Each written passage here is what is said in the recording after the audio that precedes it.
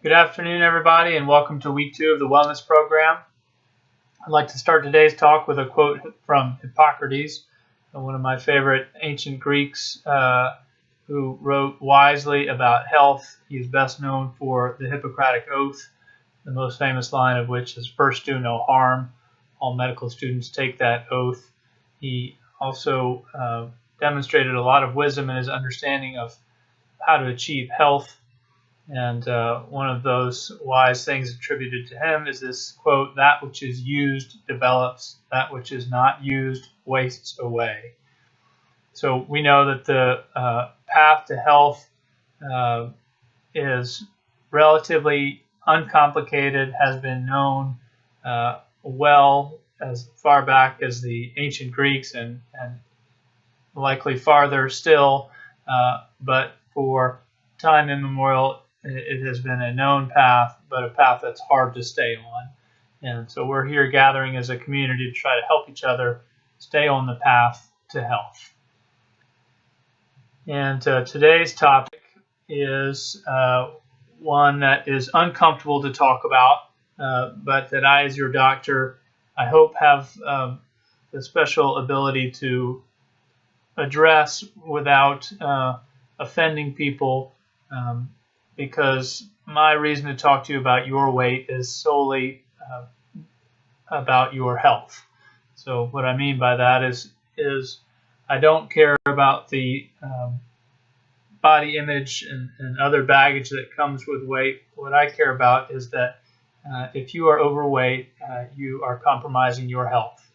I want you to be well, and so for that reason, I want you to have a normal body weight. Because one of the main things that separates us individually and as a country from better health is being overweight and obese. So in order to talk about this topic, I will first define what obesity and overweight mean in terms of medical definitions. And so I'm going to raise this concept of the body mass index, or BMI. And body mass index is a mathematical calculation which is equal to your weight in kilograms divided by your height in meters squared. Now, before you take out your pens and pencils and try to convert inches to meters and all that sort of stuff, I would advise you that the best way to, or the easiest way at least, to derive this number is to punch your height in feet and inches and weight in pounds into Google, and it will spit out a number for you. We also calculate that number for you and can tell you.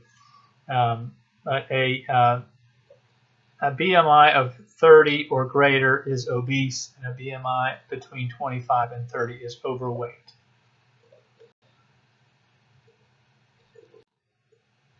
This is a visual of BMI in the ranges that I just spoke to you about again. So here's a normal weight individual between a BMI of 18.5 and 24.9.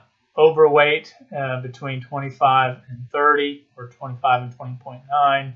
And you can see that as you increase now in the obese range here, and then various gradations of obesity, it becomes much more manifest, the weight problem, as you increase in size. I want to make one statement about BMI, which is that many people feel unfairly represented by BMI, such that I often hear people tell me, well, I've been working out a lot, so I've really increased my muscle, and that's why my weight is still in the wrong category. So one of my other side jobs is working as a team doctor for the NC State football team. And in that work, I sometimes encounter people who say weigh 230 pounds and they have almost zero body fat. And woe be to the person who gets run over by one of those individuals. These are people who are not a normal weight, but it is not pathologic. That is a very specific subset of the population, and most of us mere mortals do not have legitimate use of that excuse. So BMI is not perfect. There are variances in body frame, but generally, if you are too short for your weight, you're just that. So BMI pretty accurately will say whether you're a healthy weight or not. So over the next several slides, I'm going to show you maps of the prevalence of obesity by state in our country. And this slide just tells you how that data was generated. It was done by surveys conducted by the CDC. These were reported weights and heights, so some error rate here, but the overall trends that are reflected in this set of data are pretty compelling, and I think you'll find them to be so as well.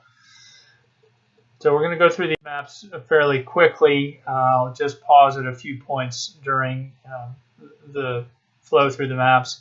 Here is the first year of data in 1985. Many states not yet reporting data, but of those that do report data, the highest category is 10 to 14% of obesity. And here you can see they also show on this map another way to understand BMI, which is 30 pounds overweight for a 5'4" person. So more states reporting in here in the later 80s. Everybody's still 10 to 14%, but increasing within that. And now here, we'll pause for a minute and we'll see there's a new category of 15 to 19% obesity. And we have Louisiana, Mississippi, West Virginia, Michigan leading the way in those categories. You'll see that general distribution is a trend here. And now getting more of the Southeast involved in Appalachia.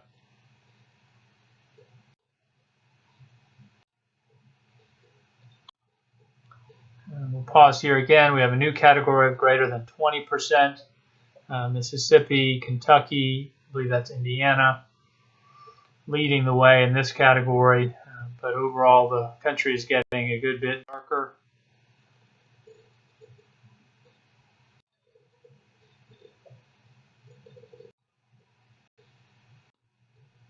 And we have another category, greater than 25% obesity, now in Mississippi there. And I say darker, but you know what I mean. The prevalence is increasing everywhere.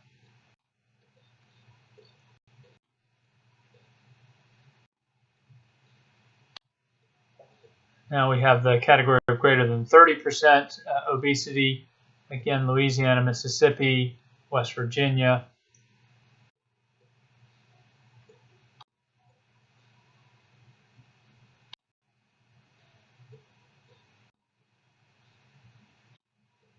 And this is the last year for which I have data shown in this format.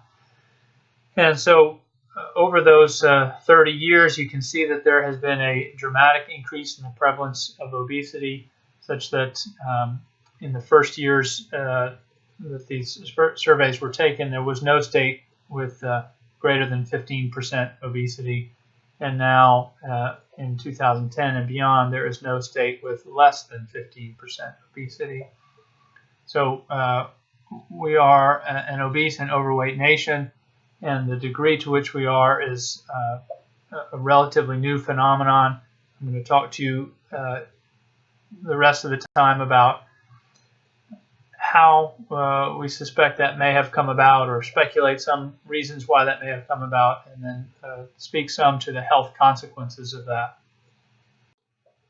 Here's another way of describing that weight change. This is BMI by county. So the counties in black are those with adults with greater than 30% obesity amongst the adults in that county. And you can see that Appalachia and the southeast, and especially the area east of 95, is heavily endowed with obesity, as most of us who've been in those areas can attest just by observation. So if we look at changes over time. Another way of seeing this, the average American man in 1984 weighed 168 pounds. The average American man in 2004, 180 pounds. Similarly, the average American woman, 142 in 1984 and 152 in 2004. Over that time, based on food consumption and production data collected by the USDA, the average increase in calorie consumption, which is kilocals here.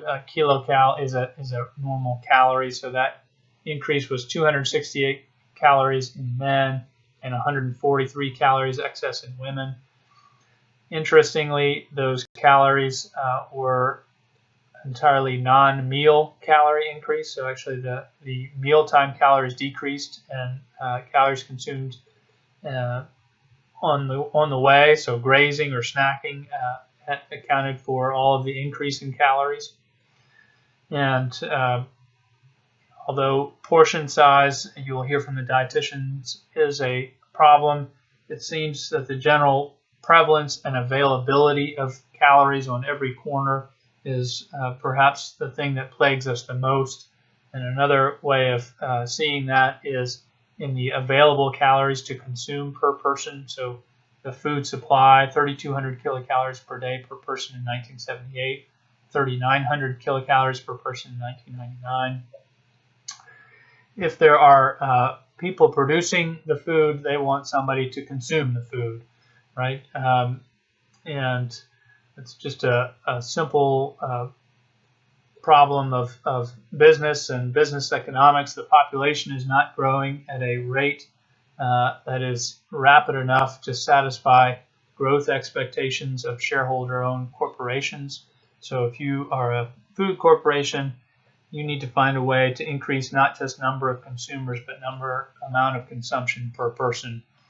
And by making food available to us, by marketing to us, by all kinds of things, we have easily been led to eat more than we need to eat, and the consequences are manifest in the maps that I just showed you. So we have 72 million obese adults in the United States, and by 2010 data calculated to approximately be $1,429 in excess of healthcare costs per obese adult, which calculates to $147 billion spent annually on healthcare due to obesity in the United States. It's a big number. As I told you last week, maintaining a normal weight and maintaining good fitness is good for you as an individual. It is also good for your country, and this is why. Here in the state of North Carolina, in 2010, we were at 29.3 obesity, 2.75 million people at $3.9 billion of additional healthcare costs. So where are those healthcare costs coming from, and what happens to us when we gain weight and become obese? I'll run through these topics briefly. Many of these we will touch on specifically in subsequent sessions. But going through these, things that might happen to you, you might die sooner. I'll show data soon to attest to that. You are very likely to become diabetic, and we think that about 80% of type 2 diabetes is accounted for by obesity. Again, we'll have a talk specifically on that in a few weeks. Hypertension, we'll have a talk on that. Hyperlipidemia, which is high cholesterol, gout, heart disease, stroke, deep venous thrombosis, that's blood clots in the legs and blood clots in the lungs, dementia. All these things are increased in obesity. Likewise, gallbladder disease, fatty liver, we'll have a talk on that. Gastroesophageal reflux, that's heartburn, hugely weight-related. Arthritis, especially in the weight-bearing joints, hips and knees.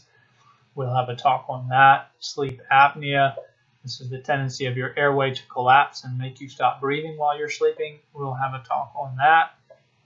Various cancers are known to be increased in prevalence in conditions of obesity. our reproductive systems don't work right. Women don't menstruate normally. Men have hormonal changes, have a decrease in testosterone and increase in female hormones, and when they're obese, that affects reproduction. There are other urinary issues. There are all kinds of problems, and these are all the things that I don't want you to have, many of which you don't need to have, or you can significantly mitigate. And another old saying here to close: mens sana in corpore sano, that is a healthy mind and a healthy body. Specifically, I suppose speaks mostly to dementia here on this slide, but again, these are long-standing known truths. Healthy mind and healthy body go together. This slide, I want to just briefly show you the correlation between weight and prevalence of diabetes. So if you look at the top slides, here is ones we've already seen. This is prevalence of obesity. The lower slides here are prevalence of diabetes. You can see that the slides are very similar. There's clearly correlation, and on our diabetes day, I will speak to you about causation, but clearly these two things are tracking together, and the obesity epidemic and the diabetes epidemic in our country go hand in hand. This is a look at 4 chronic conditions and their relationship to obesity. So it's type 2 diabetes, hypertension, cholelithiasis, which is gallbladder disease, and coronary heart disease, which is blockages in your arteries around your heart. The top is women, the bottom is men. This is plotting relative risk of the condition against BMI. As you increase the BMI, you increase the rate of all these conditions. And you'll notice that normal BMI is 25. There's already significant increase below 25 as we increase. And so although we set 25 as normal, it may not be ideal. And we'll talk in a subsequent slide about what is ideal.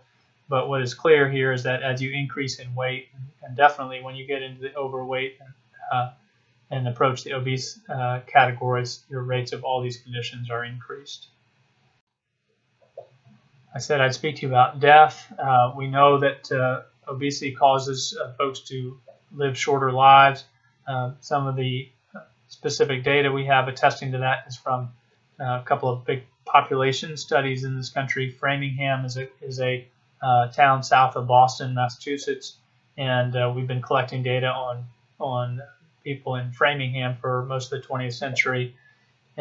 Health data, so everything that is measurable about health in Framingham has been measured, and that allows folks to go back and look at trends in the population, such as this group did, to look at the effects of obesity on longevity. And what they found was that if you were obese at age 40 and you lived in Framingham, you were going to live 7.1 fewer years as a woman and 5.8 fewer years as a man. Similarly, NHANES, this is the National Health and Nutrition Examination Survey data, another big population that's been studied. If at BMI of greater than 45, by judging that data, there were 13 years of lost life for a man and 8 years of lost life for a woman. This is what is called the J-shaped curve of mortality. I think you can see why it's called a J-shaped curve here. The black is men and the red is women. What these are showing is rates of death in a population. So this is number of deaths per 1,000 people.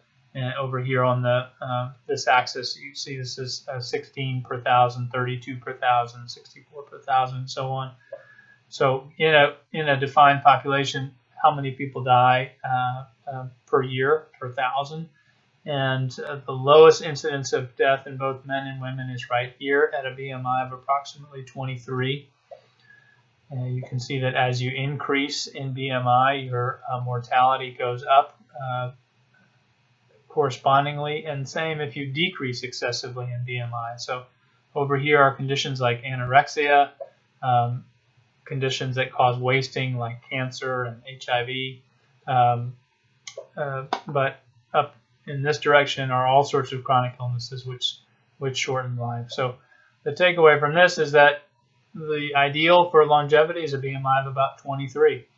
I'm not expecting all of you to be perfect, but that's perfect if you're shooting at it, a BMI of 23.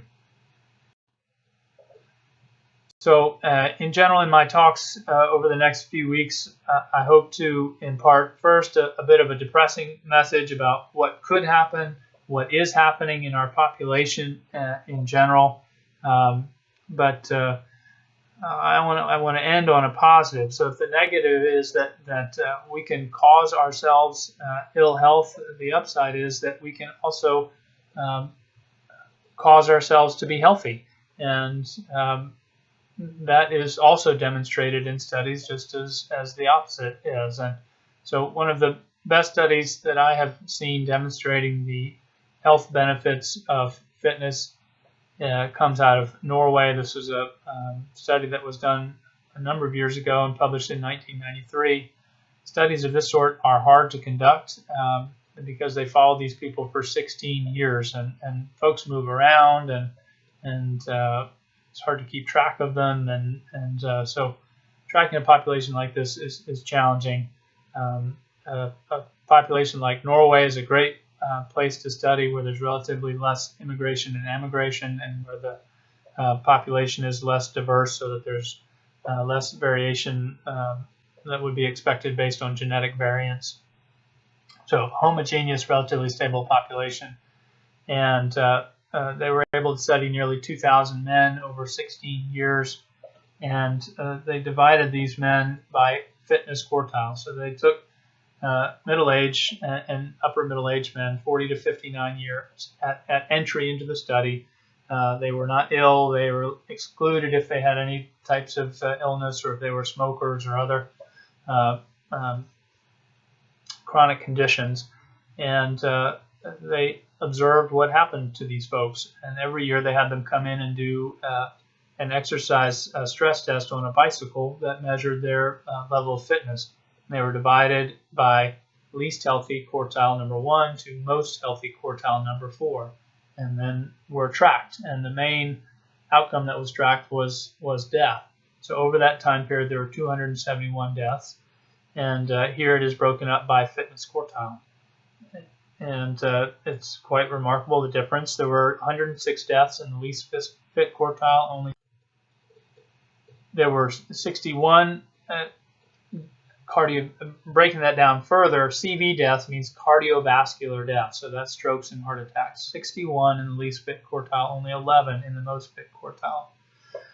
A couple of observations about this that I think are important. Number one is, no matter what you do, you might die. And in fact, no matter what you do, you will die. So even if you did everything right and you stayed fit, there was death in that population. So we can run all we want, but we cannot escape variables such as luck and heredity.